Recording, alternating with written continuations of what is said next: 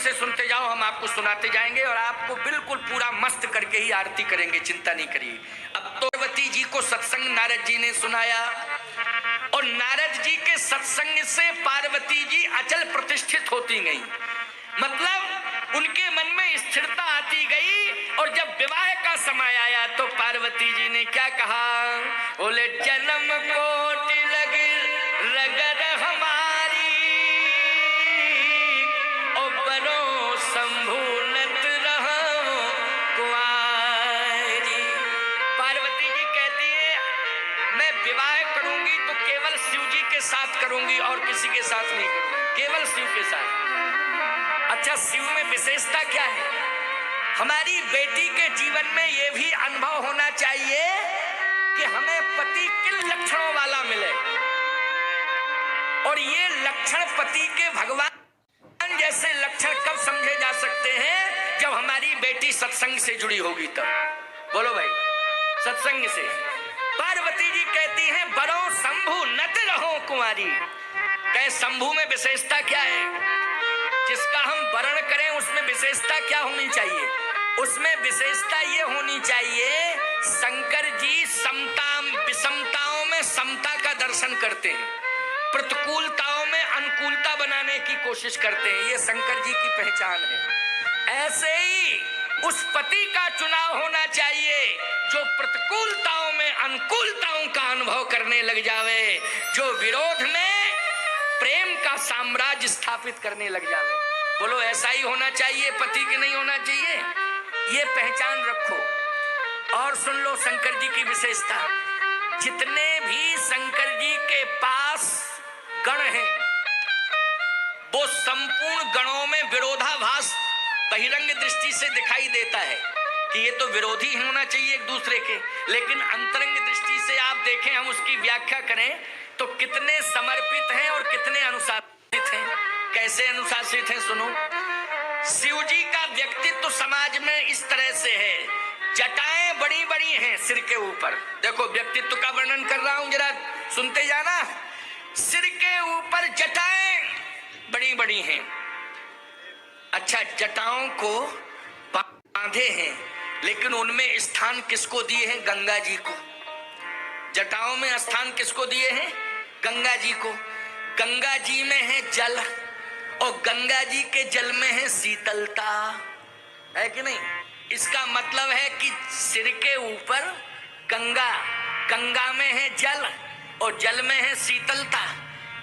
आप कहो महाराज ये तो ठीक है, विशेषता हो गई ना, ये तो हाँ विशेषता हो गई, लेकिन अभी विशेषता नहीं है। सिर के ऊपर गंगा को धारण करना शिव जी के लिए कोई विशेषता नहीं है, सामान्य बात है। तुम्हारे लिए विशेषता हो सकती है, तुम अगर गंगा जी को पूरा सिर पर धर के बता दो तो विशेषता है। शिव जी के लिए तो बहुत साधारण बात है, क्यों भाई, है कि नहीं? लेकिन विशेषता क्या है? तो सुन लो, विशेषता ये है, सिर के ऊपर जटाओं में गंगा जी को धारण कर लेना ये विशेषता नहीं है। विशेषता यह है कि मस्तक पे तीसरा नेत्र जिसमें अग्नि का वास है, तो सिर के ऊपर जल और मस्तक में तीसरा नेत्र उसमें अग्नि, कभी भी जल ने अग्नि के अस्तित्व को नष्ट नहीं कर पाया है। जल अपनी जगह स्थिर है, अनुशासित है, और अग्नि अपनी जगह सुरक्षित है। जबकि ऊपर जल हो नीचे अग्नि हो, बोलो भाई क्या दशा होगी अग्नि की? जल्दी बोलो। जल के प्रभाव से अग्नि का अस्तित्व मिट जाएगा कि नहीं मिट जाएगा? हाँ, अग्नि अगर ऊपर होती और जल नीचे होता तो हम मान लेते कि भाई अग्नि ऊपर है नीचे जल है, लेकिन ऊपर क्या है? जल, और नीचे क्या है? तीसरे नेत्र में अग्नि। बताओ अग्नि का अस्तित्व मिटा पाया गंगा के जल ने? ऊपर है जबकि। बोलो प्रतिकूलता में अनुकूलता बनी है कि नहीं बनी है? बनी अनुकूलता कि नहीं बनी? कितनी बढ़िया अनुकूलता बनी। अरे हम तो यही कह रहे इस मंच से, ये तो बहुत बड़ी बात है। मायके और ससुरालय में अनुकूलता बना लो, तुम इतना ही कर लो, बहुत है। क्यों भाई? मायके की और ससुराल की अनुकूलता बन जाए, और अनुकूलता बनाने में तुम्हारी बहुत बड़ी भूमिका रहेगी माताओं, तुम्हारी बहुत बड़ी। तुम्हारी एस में एस, तुम्हारी नो में नो। तुम्हारे ऊपर डिपेंड, सब कुछ डिपेंड तुम्हारे ऊपर। पिता की प्रतिष्ठा, पति की प्रतिष्ठा, बोलो तुम्हारे व्यक्तित्व पर निर्भर करती है कि नहीं करती है? पिता की भी प्रतिष्ठा और पति की भी प्रतिष्ठा। इसलिए मैं कहता हूं ये चरित्र जो सुनने को मिल रहा है ये बहुत महत्वपूर्ण है। शंकर जी ने अग्नि की भी प्रतिष्ठा बचाई और गंगा जी की भी प्रतिष्ठा बचाई। अगर गंगा जी कहीं तीसरे नेत्र में अग्नि को बुझा देती तो बोलो विवाद खड़ा हो जाता कि नहीं हो जाता, समस्या खड़ी हो जाती। लेकिन अपनी अपनी जगह ये महिमा है भगवान शिव की। ये ना गंगा की महिमा है ना अग्नि की महिमा है, ये महिमा किसकी है? भगवान शिव की महिमा है, ये महानता है। अच्छा दूसरी समस्या देख लो, बढ़िया बात। दूसरी समस्या क्या है? शंकर जी के मस्तक पर चंद्रमा का वास है। बोलो है चंद्रमा का वास कि नहीं? चंद्रमा मस्तक पे। अच्छा गले में कंठ में क्या है? जहर, गरल है ना, गरल जहर है कंठ में। अब जहां पर अमृत होगा क्या विष का अस्तित्व रह सकता है? वहां नहीं रह सकता है ना। जहां पर अमृत होगा वहां विष का कोई अस्तित्व नहीं रह सकता है। लेकिन सही बताओ, चंद्रमा में अमृत अपनी जगह सुरक्षित है और कंठ में गरल जहर अपनी जगह सुरक्षित है। कभी अमृत ने जहर को टच किया? बोलो नहीं किया। ये महिमा ना तो अमृत की है ना विष की है, ये महिमा किसकी है? ये महिमा शिव की है। दूसरा भाव। तीसरी बात सुन लो, बहुत महत्वपूर्ण बात है तीसरी। भगवान शंकर हमेशा जब भी चलते हैं तो नंदी पर बैठ के चलते। किस पर बैठ के चलते हैं? नंदी पर। तुम लोग अपनी भाषा में बैल बोलते हो, क्या बोलते हो? बैल। नंदी पर बैठ के चलते हैं, बैल पर बैठ के चलते हैं। कौन? भगवान शिव। लेकिन पार्वती जी हमेशा सिंह पे बैठ के चलती हैं, सिंह पे। लेकिन सही बताओ, जब शिव पार्वती दोनों एक जगह बैठते हैं तो शिव जी के सामने बैठता है नंदी और भवानी पार्वती के सामने बैठता है सिंह। जहां सिंह होगा वहां बैल बचेगा? जल्दी बोलो। बच ही नहीं सकता है, कैसे बचेगा?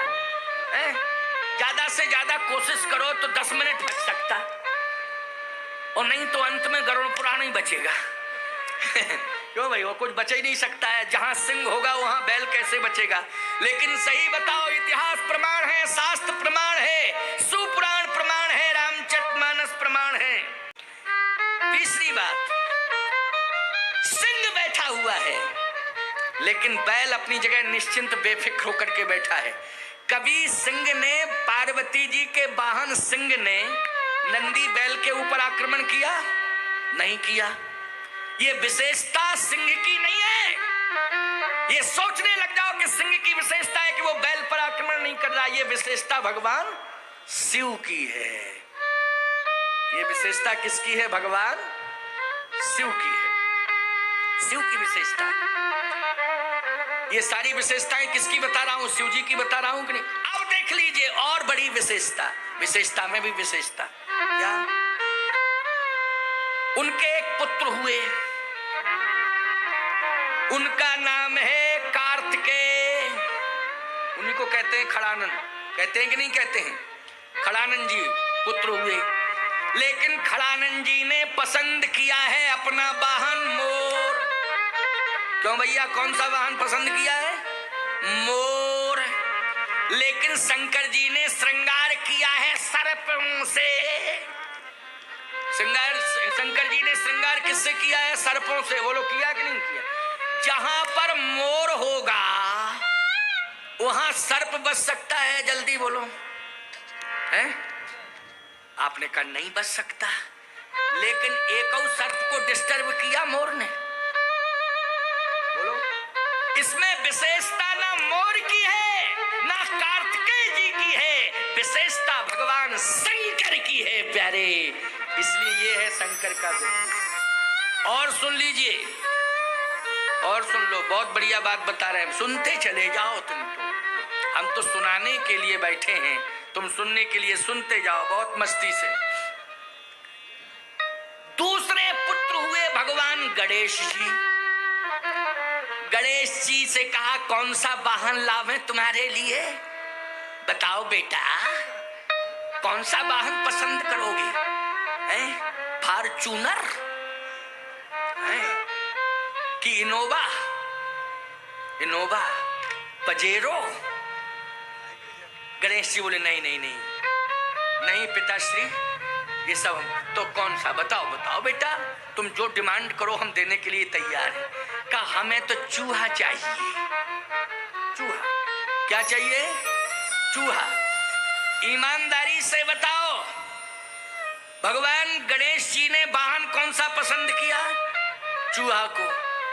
लेकिन जैसे चूहा आया तो चूहा कहता है कि मेरी जिंदगी निर्भीक हो गई। क्यों? अरे तू सबसे ज्यादा भयभीत कहां रहता है और किससे रहता है? चूहा कहता है सबसे ज्यादा भय लगता है सर्प से, लेकिन यहाँ तो सर्पों के बीच में तू बैठा है, अब तुझे भय नहीं लग रहा है। क्यों भैया? सबसे ज्यादा भय चूहे को किससे लगता है? सर्प से। सर्प का सुंदर प्रिय आहार नाश्ता चूहा है। चूहा मिल जाए, जैसे तुमको रसगुल्ला मिल जाए तो कितनी जल्दी खाते हो, ऐसे ही सर्प को चूहा मिल जाए तो तुरंत पसंद करता है, बहुत टेस्टी लगता है उसको। सर्प को चूहा क्यों लगता है अब तुम लोग पूछना, हम क्या बता रहे हैं, है ना? वो बहुत पसंद करता है। आपको मालूम होना चाहिए सर्प को चूहा अच्छा लगता है और कंजूस को धन अच्छा लगता है। क्यों भैया? कंजूस को धन अच्छा लगता है, सर्प को चूहा अच्छा लगता है।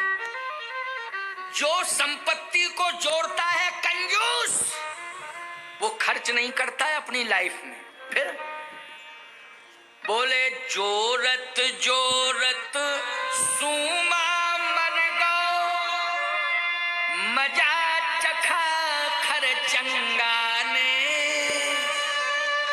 क्यों भाई?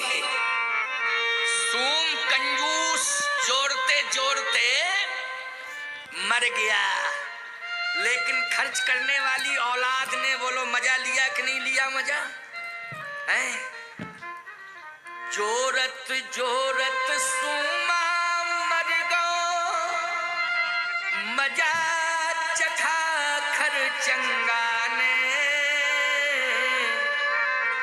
खोदत खोदत चूहा मर गो, मजा चखा सरपंगा ने।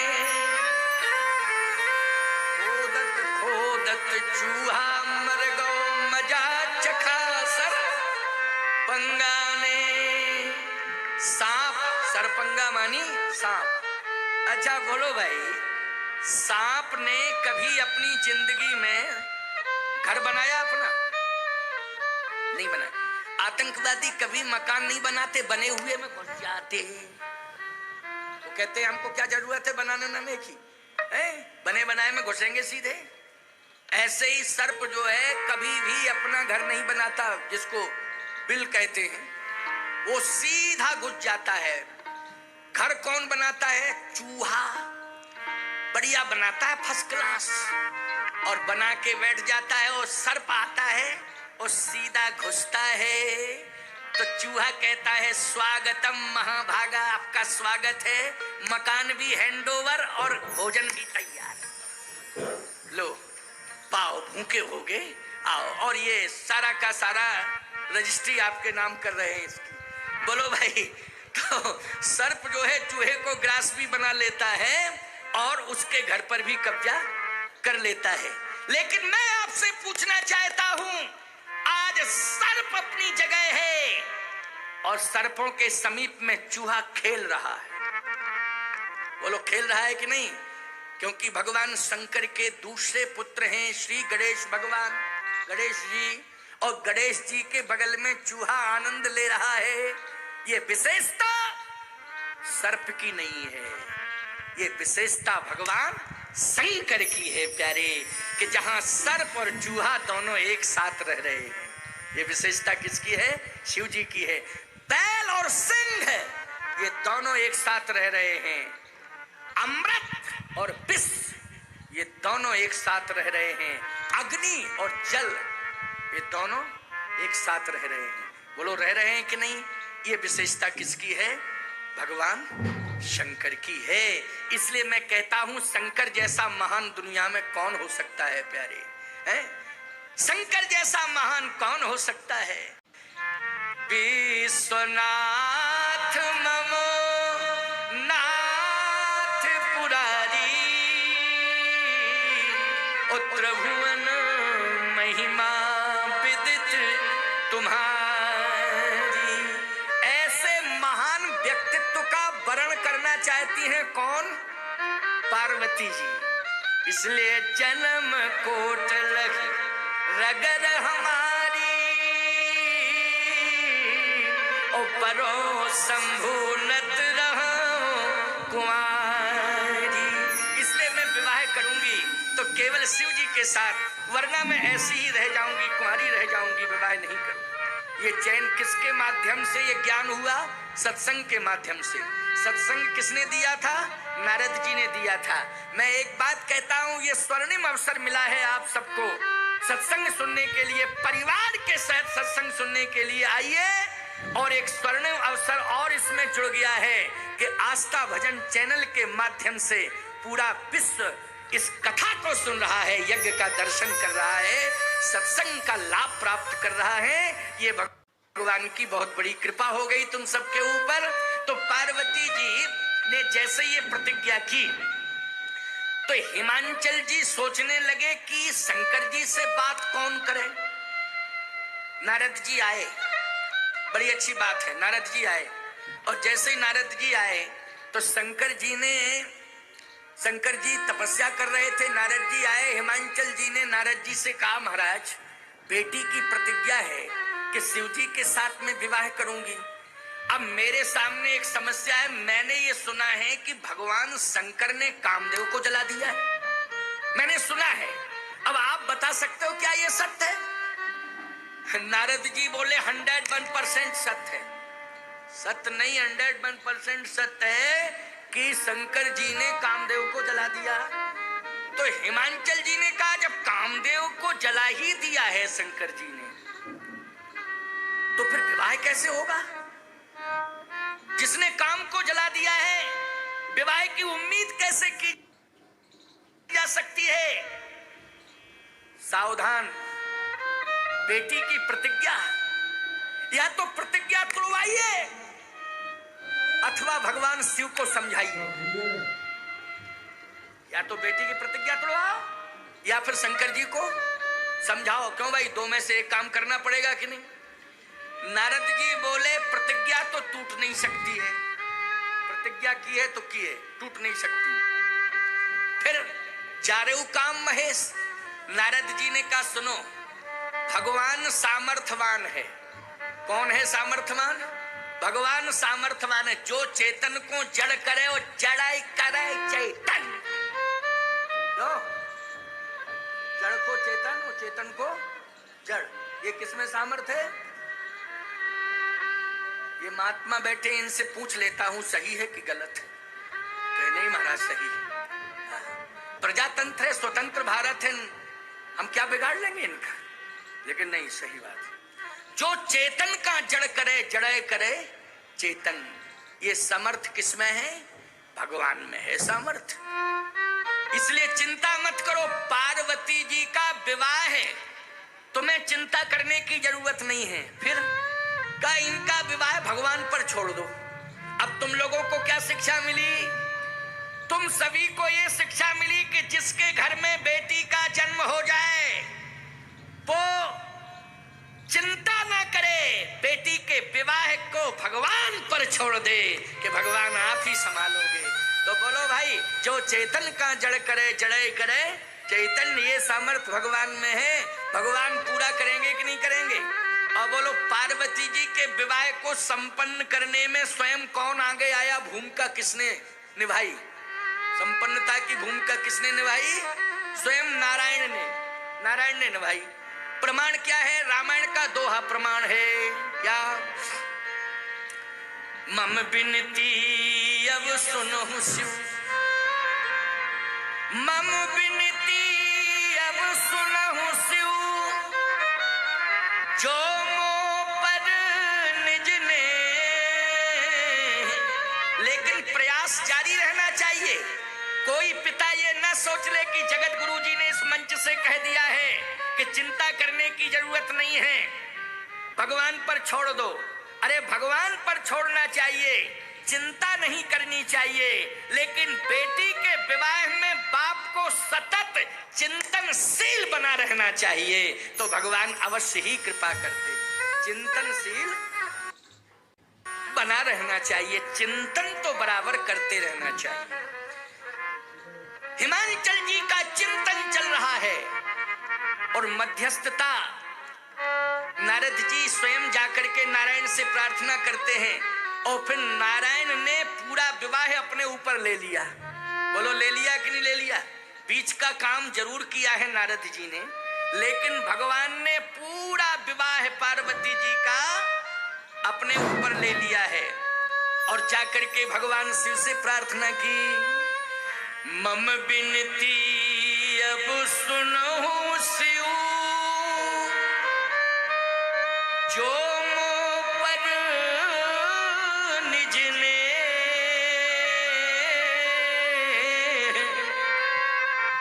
तो चाहे विवाह शैल जहां, यह मोहि मांगे दे। चाहे विवाह शैल जहां, यह मोहि मांगे देव। चाहे विवाह शैलजा या शैलज, यही मोहि मांगे देव। प्रार्थना कौन कर रहा है? भगवान स्वयं नारायण। आदेश भी दे रहा है, प्रार्थना भी कर रहा है। भगवान शंकर ने कहा वैसे तो हम किसी की बात नहीं मानते, लेकिन जब आप ही कह रहे, डायरेक्ट हाई कमान कह रहा है, तो हमको तो मानना पड़ेगा। क्यों नहीं मानना पड़ेगा? इसलिए आप कह रहे हैं तो अब तो हम जरूर मानेंगे, लेकिन एक प्रार्थना है। क्या? चारों काम महेश आपको पता है कि मैंने काम को जला के भस्मीभूत कर दिया है। धोखा नहीं होना चाहिए किसी परिवार के साथ। आपसे मेरी प्रार्थना है, नारद जी पीछे खड़े हैं, उनको थोड़ा फ्रंट पर लाओ जरा जल्दी। पीछे क्यों खड़े हैं नारद जी? फ्रंट पर लाओ। शंकर जी ने कहा आगे आइए नारद जी। नारद जी आगे आए। जाकर के कह दो कि काम को जला दिया है, धोखा नहीं रहना चाहिए। विवाह नारायण की इच्छा से, उनकी आज्ञा से करूंगा, लेकिन क्या है? लेकिन यह है कि मैं वंश वृद्धि के लिए विवाह नहीं करूंगा। आज्ञा को श्रोधारी करके विवाह करूंगा, लेकिन वंश वृद्धि के लिए विवाह नहीं करूंगा। नारद जी ने जाकर के यह बात सुनाई। हिमांचल जी ने कहा देखो, बेटी और बाप के बीच में एक मर्यादा होती है बोलने की। बेटी की मां स्वतंत्र है, वो बेटी से बात कर सकती है, लेकिन नारद जी तुम गुरु हो। गुरु और शिष्य के मध्य में भी गुरु स्वतंत्र है शिष्य के सामने बोलने में। क्यों भाई? गुरु स्वतंत्र है क्योंकि गुरु भगवान होता है, लेकिन बाप और बेटी के मध्य में मर्यादा मेंटेन रहती है।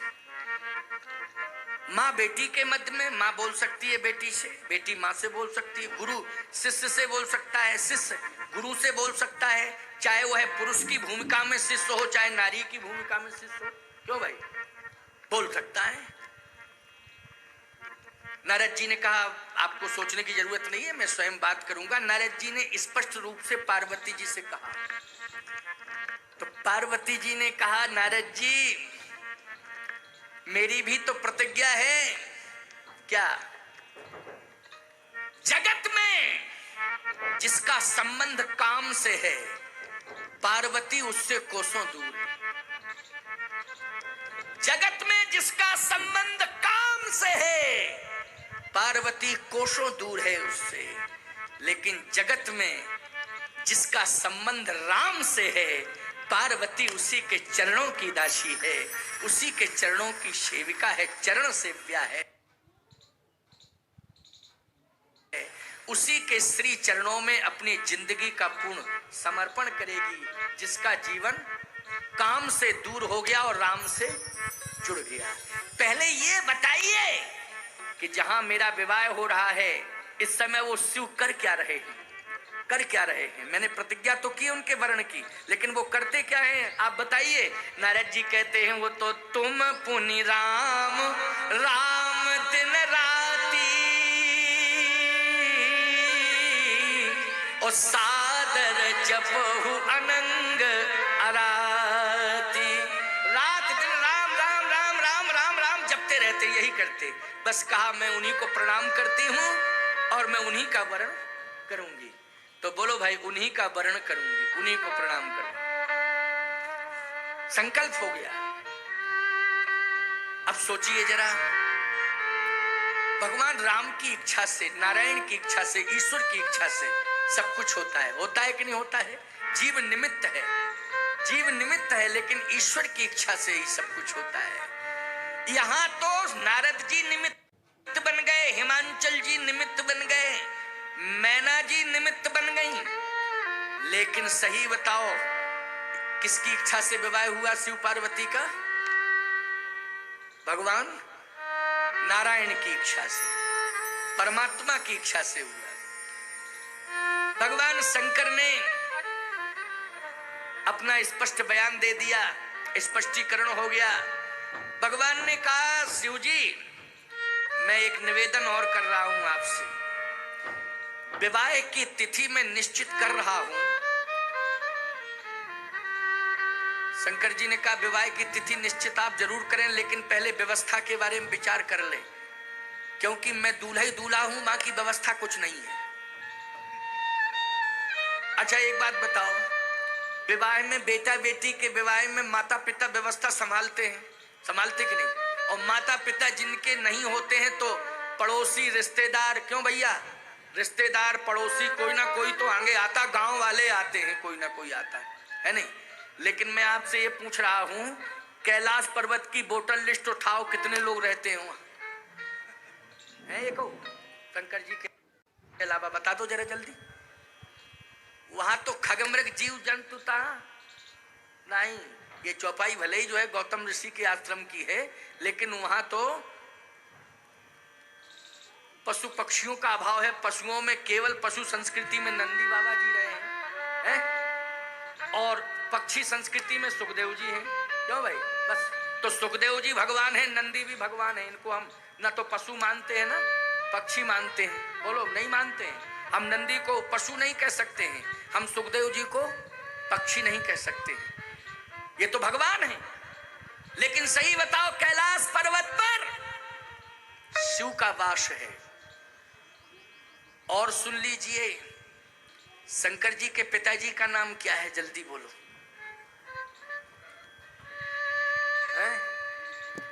अब चुप रह गए हो, चुप रह गए हो, क्या बता ही नहीं सकते हो? और सुन लीजिए, शंकर जी के माता जी का नाम बता दो, कहीं भी किसी रिकॉर्ड में बता दो, बल्दियत में चढ़ा हो माता पिता का नाम। अब चुप हो सब, बोले नहीं सकते हो। कैलाश पर्वत पर चार दीवारी कहीं बनी हो तो कोई माई का लाल बता दे। खुला आसमान, स्वतंत्र बिल्कुल पर्वत, बर्फीला पर्वत, हिमपात होता है, कोई व्यवस्था है क्या?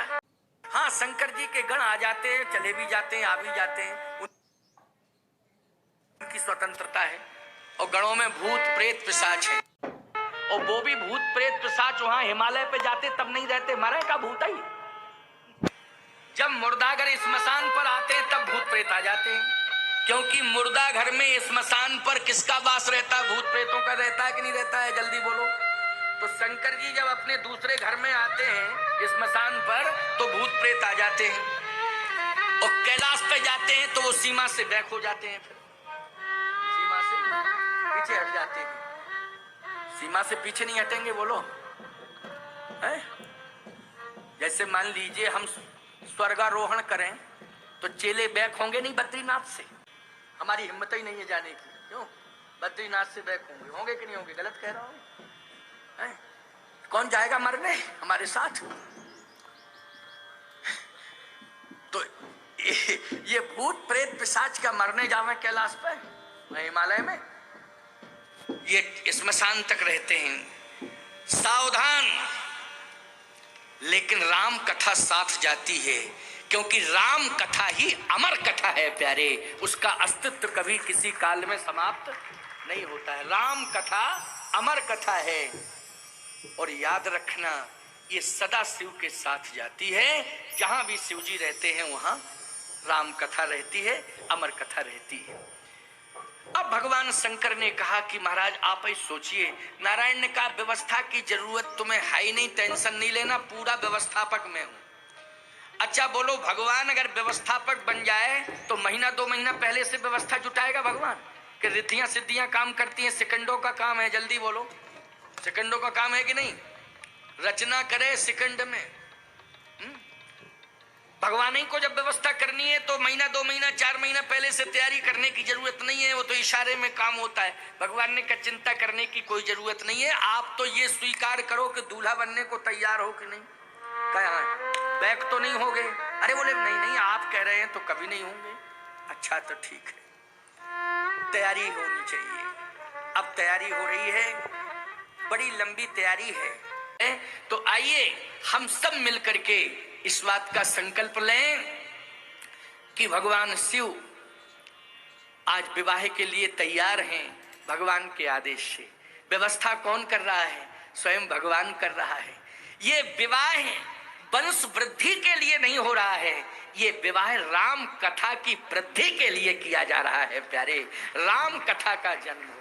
बोलो, किसके जन्म के लिए विवाह है? राम कथा के जन्म के लिए। सही बात बोल रहा हूं कि नहीं बोल रहा हूं? क्योंकि भगवती पार्वती जी ने जब प्रश्न किए और प्रश्न का उत्तर हृदय से उत्तर भगवान शिव ने दिया तो राम कथा प्रकट हो गई। तो राम कथा के लिए राम कथा जन्म के लिए शिव जी का विवाह हो रहा है।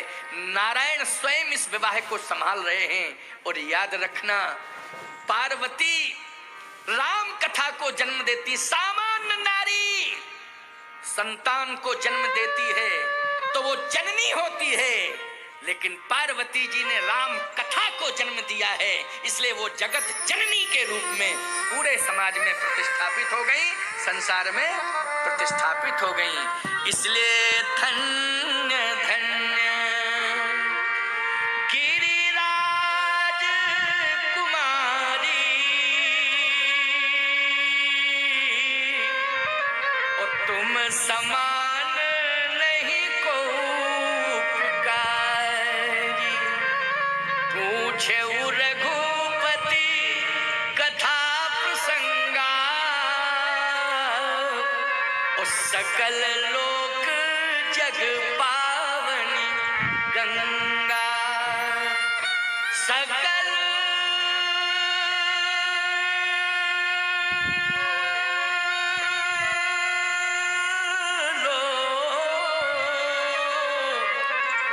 जग पावनी गंगा,